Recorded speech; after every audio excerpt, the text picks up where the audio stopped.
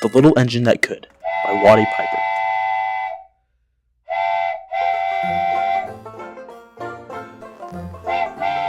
The little train rumbled over the tracks. She was a happy little train, for she had a jolly load to carry. Her cars were filled full of good things for boys and girls. There were toy animals, giraffes with long necks, teddy bears with almost no necks at all, and even a baby elephant. Then there were dolls with blue eyes and yellow curls, dolls with brown eyes and brown bobbed heads, and the funniest little toy clown you ever saw. And there were cars full of toy engines, airplanes, tops, jackknives, picture puzzles, books, and every kind of thing boys or girls could want.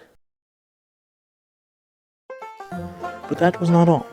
Some of the cars were filled with all sorts of good things for boys and girls to eat. Big golden oranges, red-cheeked apples, bottles of creamy milk for their breakfasts, fresh spinach for their dinners, and peppermint drops and lollipops for after-meal treats.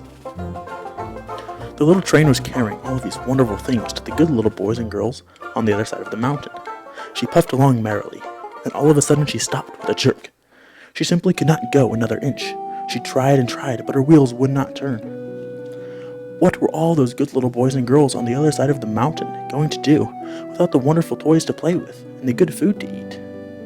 "Here comes a shiny new engine," said the funny little clown who jumped out of the train. "Let us ask him to help us." So all the dolls and toys cried out together.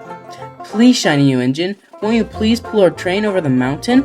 Our engine has broken down, and the boys and girls on the other side won't have any toys to play with or good food to eat unless you help us."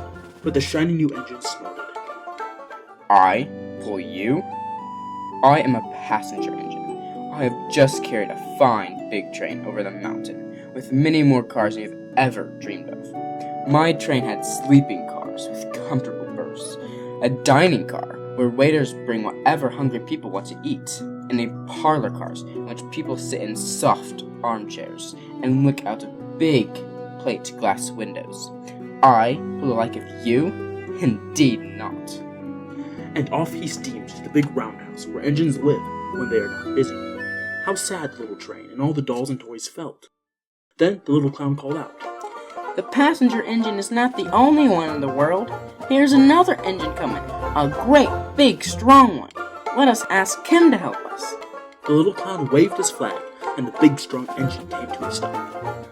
"Please, oh please, big engine," cried all the dolls and toys together. "won't you please pull our train over the mountain? Our engine has broken down, and the good little boys and girls on the other side won't have any toys to play with, good food to eat unless you help us." But the big, strong engine bellowed, "I am a freight train. I just pulled a big train loaded with big machines over the mountain. These machines print books and newspapers for grown-ups to read. I'm a very important engine indeed. I won't pull the likes of you." And the freight engine puffed off indignantly to the roundhouse. The little train and all the dolls and toys were very sad. "Cheer up," cried the toy little clown. "the freight engine isn't the only one in the world. Here comes another. He looks very old and tired, but our train is so little, perhaps he can help us." So the little toy clown waved his flag, and the dingy, rusty old train stopped. "Please, kind engine," cried all the dolls and toys together, "won't you please pull our train over the mountain? Our engine has broken down, and the boys and girls on the other side don't have any toys to play with or good food to eat unless you help us." But the rusty old engine sighed. "I am so tired. I must rest my weary wheels. I cannot pull even so little a train as yours over the mountain. I cannot. And off he rumbled into the roundhouse chugging. I cannot. Then indeed the little train was very, very sad, and the dolls and toys were ready to cry. But the little clown called out, "Here's another engine coming, little blue engine, a very little one. Maybe she will help us." The very little engine came chugging merrily along. When she saw the toy clown's flag, she stopped quickly. "What is the matter, my friends?" she asked kindly. "Oh, little blue engine," cried the dolls and toys, "will you pull us over the mountain? Our engine has broken down, and the good boys and girls on the other side don't have any toys to play with or good food to eat unless you help us. Please, oh please help, little blue engine." "I'm not very big," said the little blue engine. "They use me only for switching trains in the yard. I have never been over the mountain." "But we must get over the mountain before the children awake," said the dolls and toys. The very little engine looked up and saw the tears in the doll's eyes, And she thought of the good little boys and girls on the other side of the mountain who would not have any toys or good food unless she helped. Then she said, I think I can. I think I can. I think I can. and she hitched herself to the little train. She tugged and pulled and pulled and tugged, and slowly, they started off.